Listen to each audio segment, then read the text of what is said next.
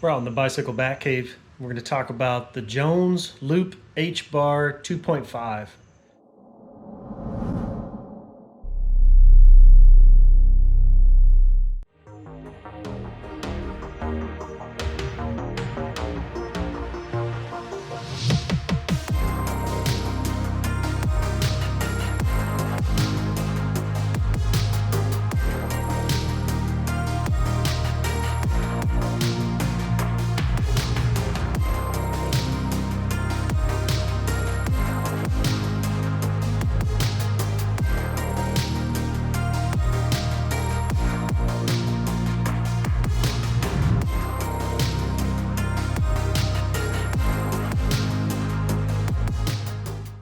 So if you're not familiar with this, you probably have heard of the Jones Loop Bars. If you haven't, very popular mountain bike bar, used on a lot of touring bikes as well.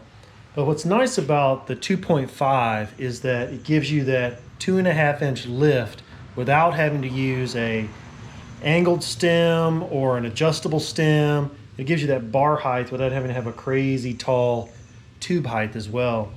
Also, what I like about these, and I can kind of show you here, what I like is with this angle like it is here, you can rest your hands on this really nicely while you're riding. You can still get in here, still rest your hands on here, plenty of bar space. Obviously I've got these Revelate mountain feed bags on here and the long rubber kind of foamy grips on this, but plenty of space to move your hands around. So if you don't have this stuff, you've even got more handholds here, but I find myself resting my hands oftentimes in here, out here a lot more than I thought I would be. And I wrapped this with some grip tape. This is just stuff from Amazon. Really good stuff.